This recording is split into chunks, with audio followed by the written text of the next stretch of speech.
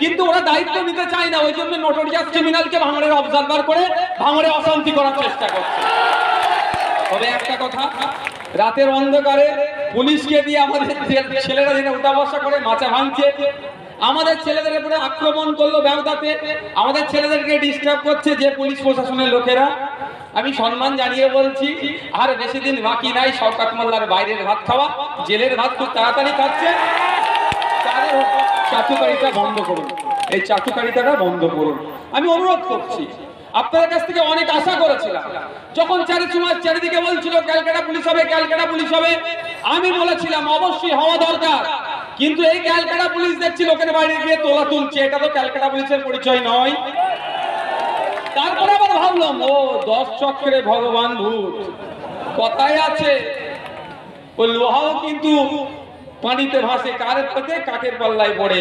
ও শওকত মোল্লার সাথে এত গা ঘেঁষাঘেঁষি করছে, বেড়া তোলাবাজ হয়ে যাচ্ছে।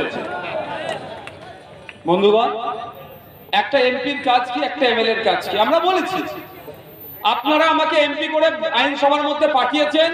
আমি চ্যালেঞ্জ করে বলছি, ক্যামেরার মাধ্যমে বলছি, পশ্চিম বাংলায় 293টা এমএলএ তাদের নির্বাচনী ক্ষেত্রে যা চাওয়া পাওয়া, অভাব অভিযোগ যতটা না পার্লামেন্টে দেশের রাজ্যের আইনসভায় বলেছে, আপনাদের বিধায়ক নওশাদ সিদ্দিকী তাদের কয়েক বেশি গুণ আপনাদের সমস্যার কথা আইনসভায় তুলেছে।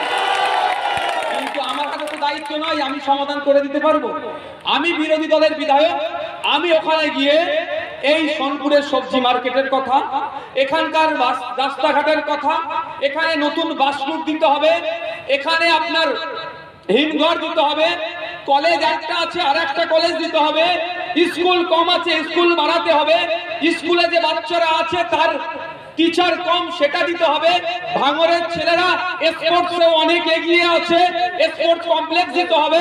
ভাঙড় বিধানসভায় 5টা লাইব্রেরি বন্ধ আছে, সেই লাইব্রেরিগুলোকে খুলে মানুষের পরিষেবা দিতে হবে।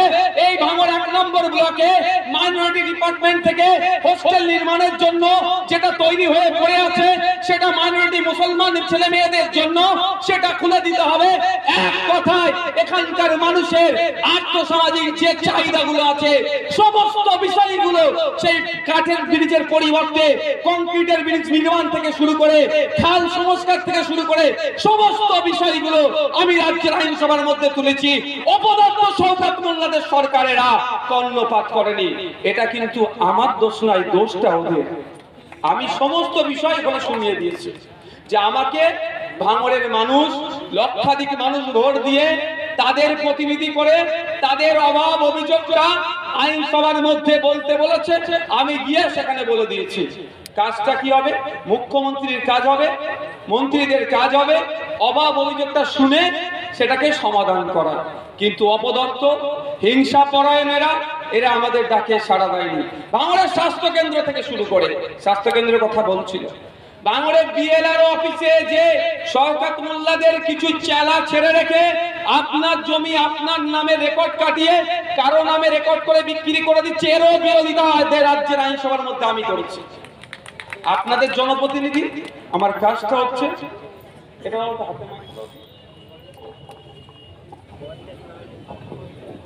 আপনাদের জনপ্রতিনিধি আমি, আমার কাজটা আমি যথাযথ পালন করে যাচ্ছি।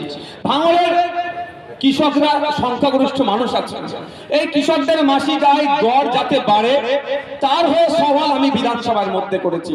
আসল ব্যাপারটা কি জানেন? এই শওকত মোল্লাদের এত রাগ কেন আমার উপরে? শওকত মোল্লাদের মন্ত্রীদেরকে যে প্রশ্নগুলো করি ওরা উত্তর দিতে পারে না আইএসএফের এক ভাঙড়ের বিধায়কের, সেই জন্য এরা এত রাগ আমার উপরে। আমি এখান থেকে চ্যালেঞ্জ করে বলছি, শওকত বাবুদের বলছি, অভিষেক বাবুদের বলছি, মমতা ব্যানার্জিকে বলছি, পারলে বিধানসভা তুমি চালু করুন। ভাঙড়ের বিধায়ক ভাঙড়ের মানুষের ভোট দিয়ে এখানে ভাঙড়ের মানুষের কথা বলে, রাজ্যের মানুষের কথা বলে সেটা জানতে পারবে। ওরা উত্তর দিতে পারে না। যখন এগ্রিকালচার মিনিস্টারকে প্রশ্ন করি যে কত টাকা মাস গেলে ভাঙড়ের কৃষকদের ইনকাম হচ্ছে তার তথ্যটা দিন তো, ও দিতে পারে না, বলে পরে দেব। আমি প্রশ্ন করেছিলাম লেবার মিনিস্টারকে, এই যে আমাদের লেদার কমপ্লেক্সে কতজন কাজ করছে তার তথ্যটা দিন তো। ওই মন্ত্রী বলছে আমার জানা নাই। তখন আমি বিধানসভায় প্রশ্ন করেছি স্পিকার স্যারের মাধ্যমে, স্যার আপনি বলুন কাকে জিজ্ঞাসা করলে জানা যাবে। উনি